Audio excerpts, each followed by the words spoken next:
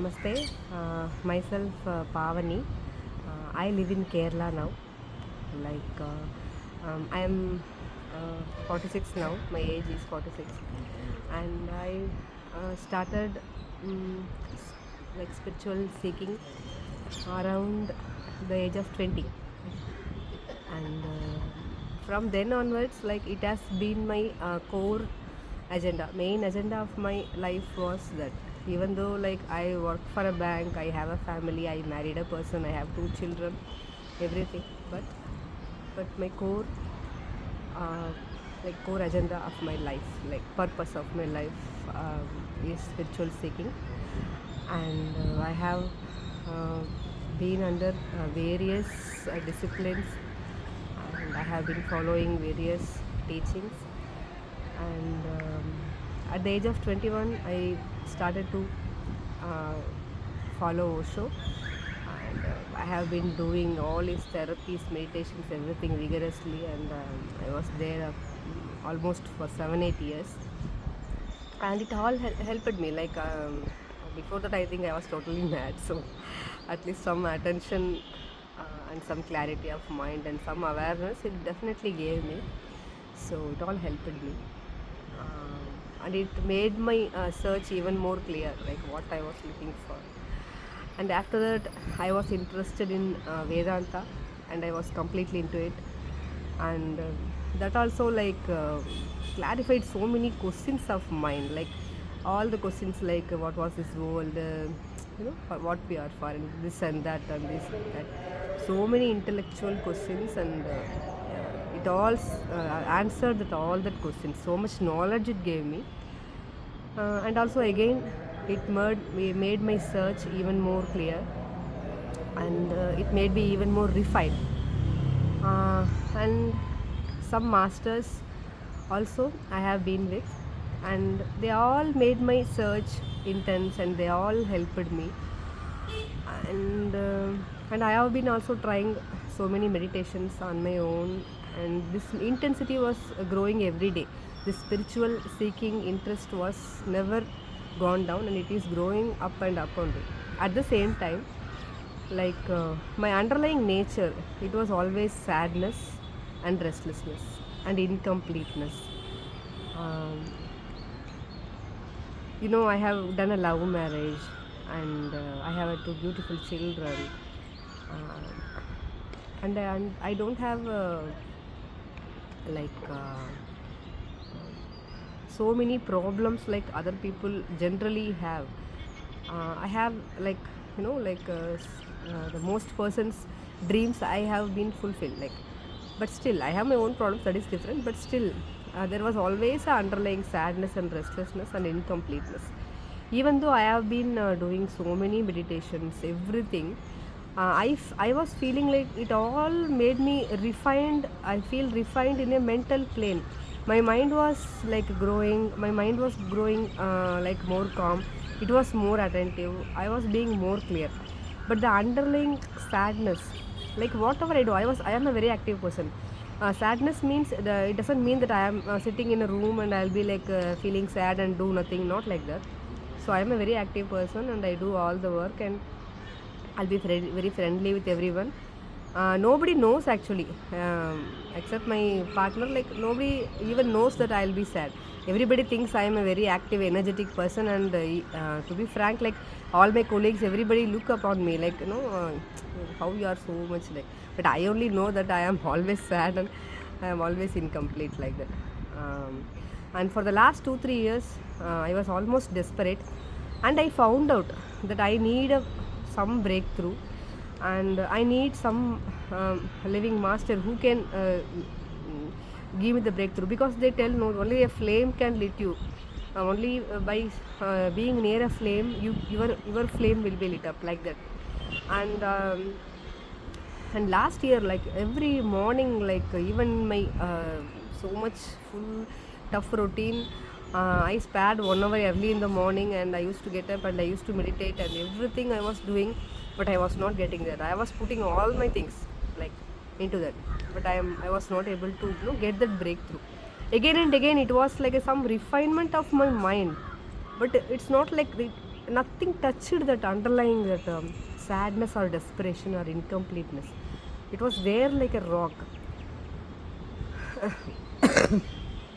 Um, so last month, for the first time, I came here, I heard of GM, and my husband told me I heard only one audio for 10 minutes. I think immediately I told him we are going immediately, and he also like yes, we are going immediately. And what we are looking for, maybe it's that.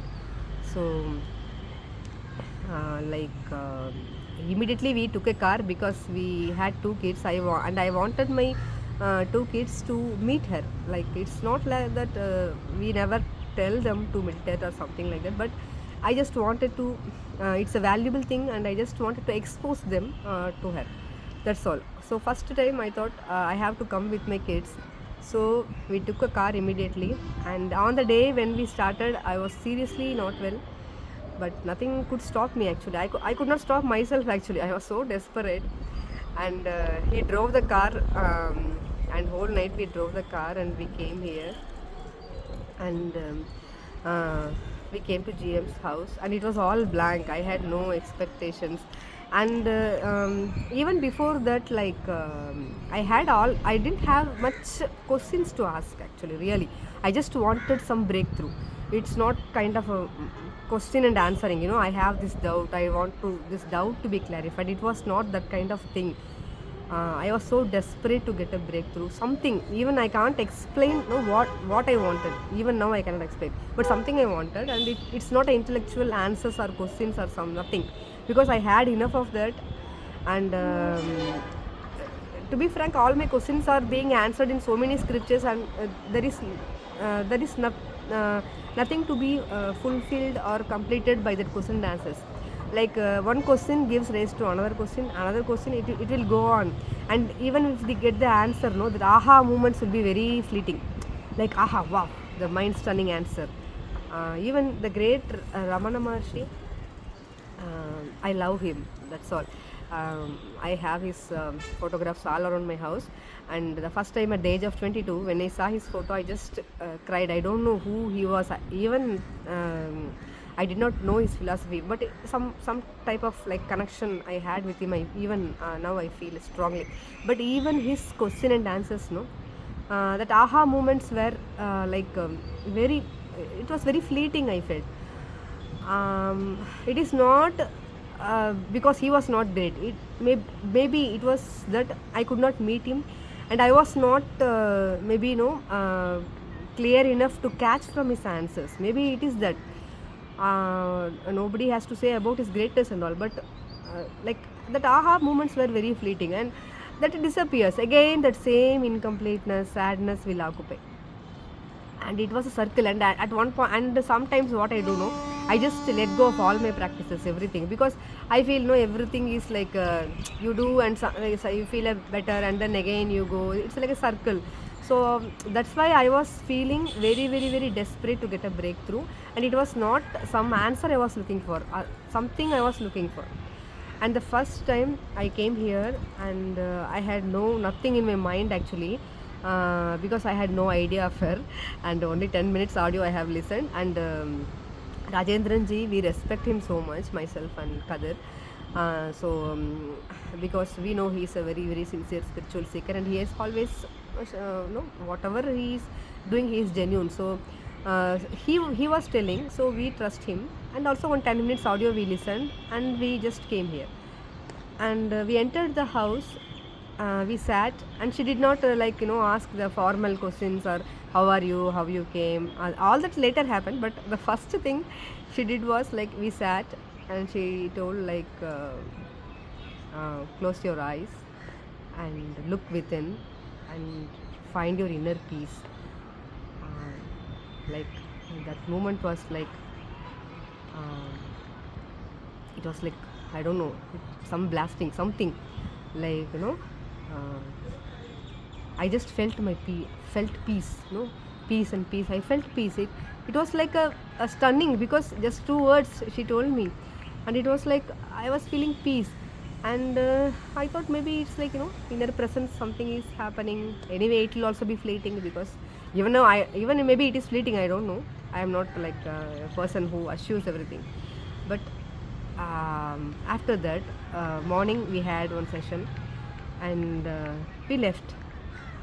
Like after going back, uh, like my that underlying nature of my, what I thought, I just convinced myself that my design itself, whatever happens, I'll be sad, and restlessness and sadness will be there. It is my design what to do, like that. So what I thought was my design, like, just broke away. And I, observed that this piece is there, like it's not going. And and one more thing, usually generally we, when we find some aha moments, uh, we want to, catch hold of them. We will think, we should be like this only always, and we should never let go of this, state of mind where we are. And again, how we will catch that, that will be our this thing. But this time it was amazing that I was just observing, and I was not attached to that piece also. And like so many things happened in this 1 month. My health is worst, and so many things, like no, nothing like bothered me. And I was like observing and peace. Of course I had my down moments, it's not that I was like a vacant person all, but it was something really different, and it was a breakthrough, that. And after 1 month, today I have come, and today morning, like again, this morning session, I forgot the time. I forgot my identity. Actually, I was like no longer a mother or friend or to nothing, like just observer. And it was so big and so expanding. um, I think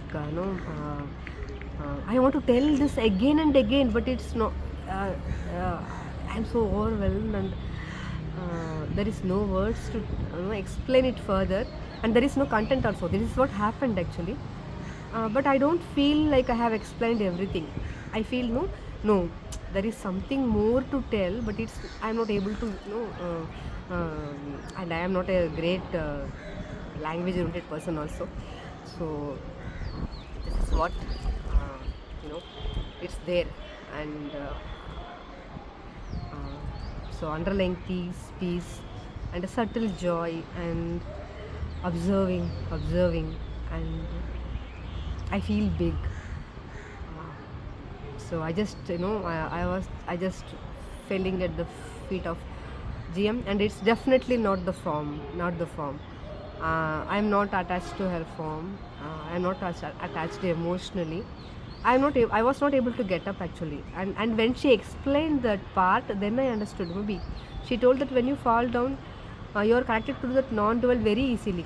That's why you feel like falling, and you never want to get up.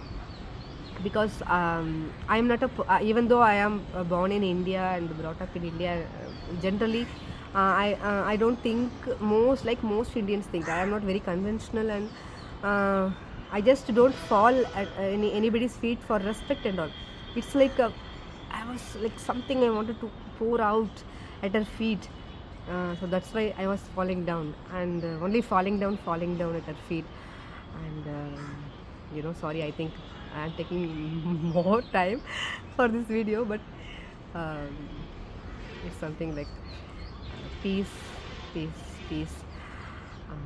Thank you very much for this opportunity. And my kid also, like, he's a very talkative, and I am also a little bit. I was a talkative, not now, but when I was young, I was also a talkative, and he is very, very talkative. And we have never introduced him meditations and all, because it was never needed, and we never. He sees us doing that, but never we have introduced him or have asked him to do nothing like that sort. So when he came last time, I was surprised that he was involved so much. He was silent for the whole session. Like, it was not out of compulsion. It was not that we told him to be silent, so he's silent. It's not like that. He was involved completely, and he was silent. And at house also, at times, whenever he gets time, he's asking me to put that audio, and he's like sometimes meditating also. And sometimes some sparks when he talks, I am really surprised. He's a monkey. for his age, and he's a normal kid, like all the kids activities, everything is there. But sometimes no, he exactly talks about the what GM tells exactly. He understands that. Sometimes I feel very surprised about that, and I feel really blessed. And he's also today also he has come, and he's also doing his part. Maybe he also wants to know himself, so it's good. Thank you so much.